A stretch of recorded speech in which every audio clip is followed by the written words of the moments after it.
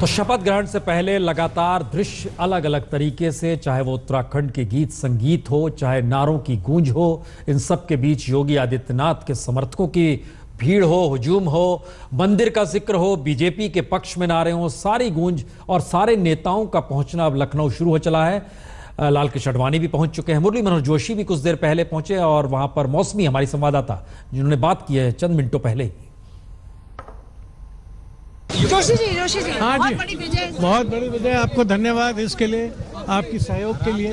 जोशी जी बहुत बड़ी विजय। सब्र का फल मीठा होता है, इंतजार और करो। सर वो बहुत लोग कह रहे हैं कि योगी आदित्यनाथ को बनाना, हिंदुत्व एजेंडे को वापस लाना है। वो तो ये तो उत्तर प्रदेश का विकास वो मुख्य है। सर क्या एक समुदाय, सबका साथ, सबका विकास संभव? बिल्कुल, इसीलिए किया गया।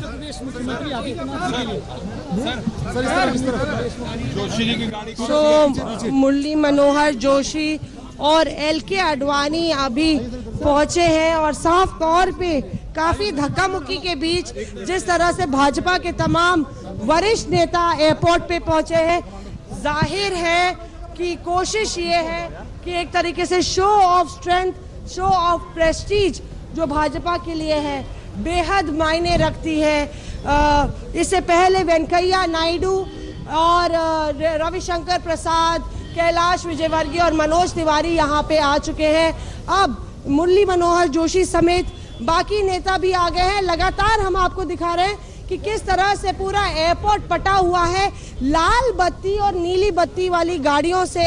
एक तरीके से बात करें तो तमाम जो मंत्री हैं केंद्र में और जो भाजपा के मुख्यमंत्री हैं, उसके साथ साथ तमाम गठबंधन के मुख्यमंत्री यहाँ पे पहुँच रहे हैं इस आयोजन में, इस कार्यक्रम में, इस जश्न में हिस्सा लेने के लिए।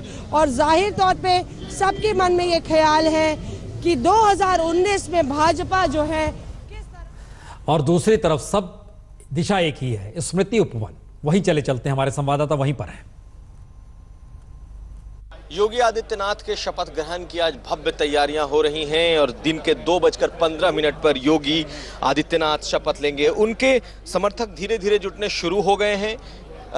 तमाम तरीके की सुरक्षा के इंतजाम यहाँ पर किए गए हैं। भव्य पंडाल बनाया गया है जिसमें दिन होते होते हजारों लोगों के पहुंचने की उम्मीद है। खुद योगी आदित्यनाथ आज सुबह इस जगह पर पहुंचे थे और उन्होंने बाकायदा जो मंच है उसका मुआयना किया है, सुरक्षा का मुआयना किया है और ये वो भव्य मंच बना है जिस पर योगी आदित्यनाथ 2:15 बजे बतौर मुख्यमंत्री शपथ लेंगे। तमाम सुरक्षा के जो उपाय हैं वो किए जा रहे हैं। आप देख सकते हैं जो पुलिस के आला अधिकारी, साथ साथ पुलिस की कंपनियां यहाँ पर तैनात हैं सुरक्षा में। SPG भी चूंकि प्रधानमंत्री को यहाँ आना है इसलिए SPG की सुरक्षा भी यहाँ दिखाई दे रही है। जो DGP, साथ साथ होम सेक्रेटरी और तमाम जो बड़े अधिकारी हैं वो इन्होंने पहुंच करके भावी मुख्यमंत्री योगी आदित्यनाथ के साथ उसका मुआयना किया है और उम्मीद ये की जा रही है कि आज का शपथ ग्रहण में हजारों लोगों की मौजूदगी होगी क्योंकि खुद प्रधानमंत्री भी यहाँ मौजूद होंगे। जी, तो एक तरफ कुमार अभिषेक जानकारी दे रहे हैं, बाला के पास चलते हैं, देखिए जरा लोगों का हुजूम क्या है।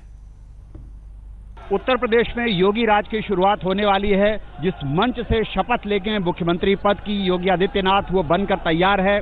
हम आपको दिखाना चाहेंगे कि मंच पर आप देख सकते हैं कि मंच सज का तैयार हो गया है। सुरक्षा व्यवस्था का जायजा लिया है, कई राउंड यहाँ पर चेकिंग हो चुकी है। इस वक्त आप देख सकते हैं कि लखनऊ की जो SSP हैं मंजिल सैनी, वो वहाँ पर सुरक्षा का जायजा ले रही हैं। SPG के जो अधिकारी हैं उन्होंने यहाँ पे सुरक्षा का जायजा लिया।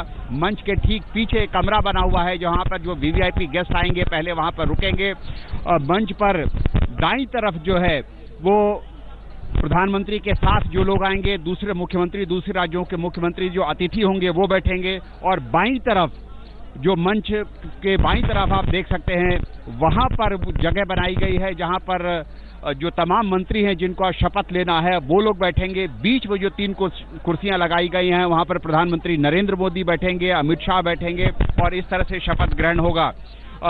इस शपथ ग्रहण के समारोह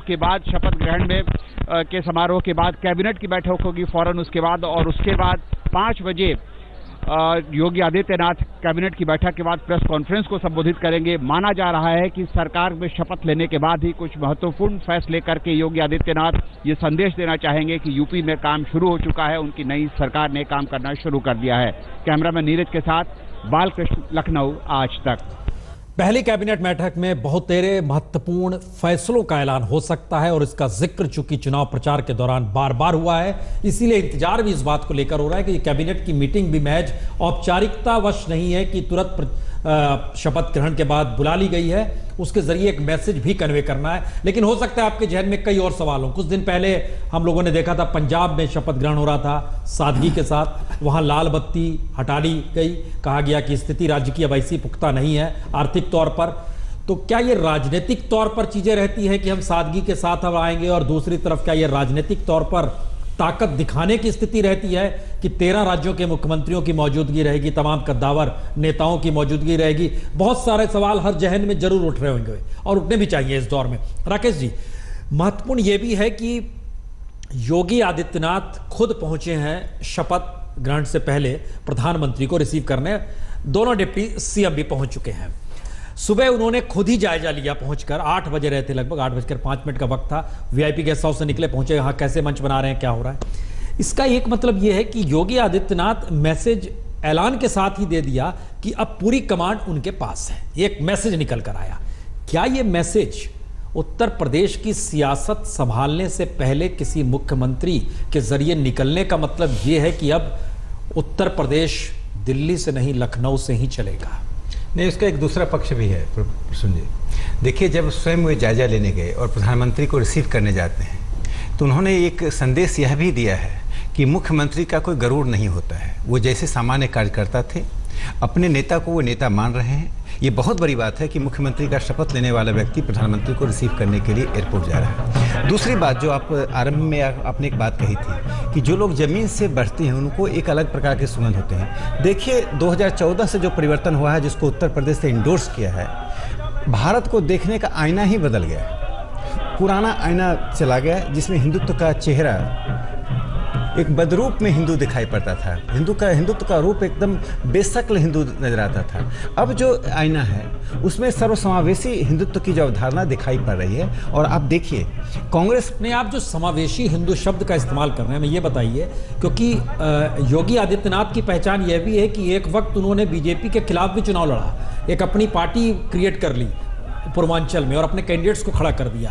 उनकी पहचान ये भी है कि वह एक उग्र हिंदुत्व के प्रतीक भी लगते हैं। देखिए, मैं आज आपका लेख भी पढ़ा, आपने एक डॉक्टर हेडगेवार और सावरकर की बात कही। देखिए, हिंदुत्व में अनेक धाराएं थी विचार की। डॉक्टर हेडगेवार ने जिस and water, power, transport and communications, agriculture, these are the priorities.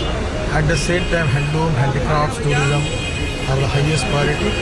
And Yogi ji is a very capable leader who have a great vision for development. At the same time, he is a great nationalist, patriotic, and at the same time, he can deliver good results of the Uttar Pradesh of the future. But your leader of the platform basically are saying that he's going to be someone who's going to be anti-Muslim. All of these apprehensions, given the fact that he's been very inflammatory in the past. This is the section of the media. चलिए, अटक अटक के आ रही है, इसलिए पूरी जानकारी सिर्फ इसलिए है कि बहुत कैपेबल नेता के तौर पर नितिन गडकरी भी कह रहे हैं कि योगी आदित्यनाथ। लेकिन आप एक बड़ी महत्वपूर्ण बात पे रुक गए थे, हमको लगता है उस बात को पूरा करना चाहिए। संघ के भीतर भी एक टकराव जो सावरकर और हेडगेवार का आप जिक्र कर रहे थे, क्योंकि प्रतीकात्मक तौर पर यह हिंदू महासभा से वाकई निकले हुए हैं योगी आदित्यनाथ। देखिए, हिंदू महासभा और से जब जनसंघ निकला था, श्यामा प्रसाद मुखर्जी जी ने निकाला था, जनसंघ के निर्माण किया था, तो उन्होंने हिंदू महासभा छोड़ते समय ही कहा था कि एक ऐसी पार्टी होनी चाहिए जिसमें सभी समुदाय के लोगों को स्थान होना चाहिए। तो जो डॉक्टर हेडगेवार के हिंदुत्व की अवधारणा वो सर्वसमावेशी अवधारणा है, और जो बाकी हिंदू संगठन या विचारधाराएं काम करते हैं उसको संघ और बीजेपी को ऑप्ट करता रहा है, डाइजेस्ट करता रहा है। इसलिए संघ के समानांतर कोई हिंदू संगठन नहीं बन पाया, और संघ का एक जो हेजेमनिक प्रभाव था इस हिंदुत्व आंदोलन में, वो तब भी था और अब और दिनों दिन प्रबल होते जा रहा है। अब इसका एक जवाब और दे दीजिए, हमें लगता है जब आप चीजों को समावेशी तौर पे देख रहे हैं, क्या ये एक संकेत है कि बीजेपी या संघ धाराएं अब अलग नहीं रही? देखिए, भारतीय जनता पार्टी का जैसे जैसे प्रभाव बढ़ा और भारतीय जनता पार्टी में एक आत्मविश्वास जगह है। और मुझे लगता है नरेंद्र मोदी के आने के बाद वो आत्मविश्वास और प्रबल हुआ है कि जो वैचारिक चीज़ें हैं उसको उसी रूप में रखना, उसे समझौता नहीं करना। जैसे एक मुस्लिम को टिकट देने की बात होती है, मैं इसको 10 सेकंड में बता दूं। मुसलमान जिस दिन भारतीय जनता पार्टी के कार्यकर्ता बनना शुरू करेंगे, संवाद का दायित्व तो सिर्फ बीजेपी का नहीं है, उन पर भी है, जिम्मेदारी दोनों की होती है। तो बीजेपी प्रयास करती है उस कार्यकर्ता नहीं बनकर टिकट लेना, यह तुष्टीकरण है। जिस दिन उनकी संख्या बढ़ेगी, वो संवाद करेंगे, उन्हें अनुभव होगा, जो मुसलमान भारतीय जनता पार्टी में हैं या संघ में हैं, उन्हें अनुभव होता है कि इससे अच्छी दृष्टि और इससे अच्छा वातावरण उन्हें दूसरी जगह नहीं मिलता है। देखिए, लेकिन उसके साथ ये भी है कि योगी आदित्यनाथ ने कुछ कटु भाव भी प्रकट किए हैं मुस्लिम समुदाय के प्रति। उन्होंने ये भी कहा है कि जहाँ 35% अगर किसी भी जिला में मुस्लिम हो जाएं तो वहाँ पर दूसरे लोग नहीं रह सकते। उन्होंने यूनिफॉर्म सिविल कोड की भी बात की। 18 करोड़ के लिए 125 करोड़ का जिक्र वो क्यों बीजेपी जो करना चाह रही है उसमें क्या दिक्कत है? लेकिन मेरा मतलब कहना क्या कि जो अब इस वक्त बन रहे हैं मुख्यमंत्री योगी आदित्यनाथ उत्तर प्रदेश के, वहाँ पर 18 करोड़ अगर, और ये दिखा रहे हैं अखिलेश यादव भी वहां पर पहुंचे हैं, निमंत्रण सबको दिया गया और अखिलेश यादव पहुंचे हैं, जारी है। और ये सुबह से चल रहा था कि इनका नाम अखिलेश यादव है और उसको अगर उलट दीजिए शॉर्ट फॉर्म में तो अब योगी आदित्यनाथ है, यानी AY और YA ये हो गया है। 12 ये एक सोशल मीडिया का शगुफा जो चल पड़ा था, ये सुबह की बात है। लेकिन बालकृष्ण, कौन कौन पहुंचे हैं और कैमरे के जरिए किन किन को दिखला सकते हैं? क्योंकि हम देख पा रहे हैं रविशंकर प्रसाद पहुंचे हुए हैं, अखिलेश तो नजर आ ही रहे हैं, और तमाम कद्दावर नेता कौन कौन मौजूद हैं? बालकृष्ण,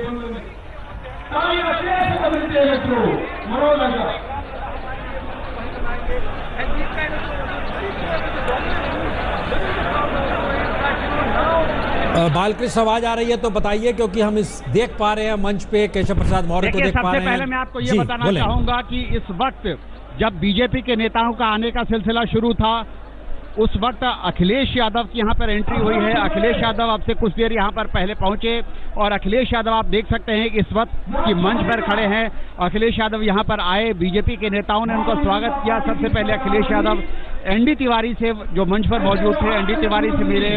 उसके बाद केशव प्रसाद मौर्य ने उनको गले लगाया और अब जाकर, अब जैसा कि आपको पता है कि मंच पर एक तरफ जो है केंद्रीय मंत्री जो अतिथि हैं यहाँ पर, उनके बैठने की व्यवस्था है, और दूसरी तरफ, मंच के दूसरी तरफ जिन लोगों को शपथ लेना है, उन लोगों के बैठने की व्यवस्था की गई है।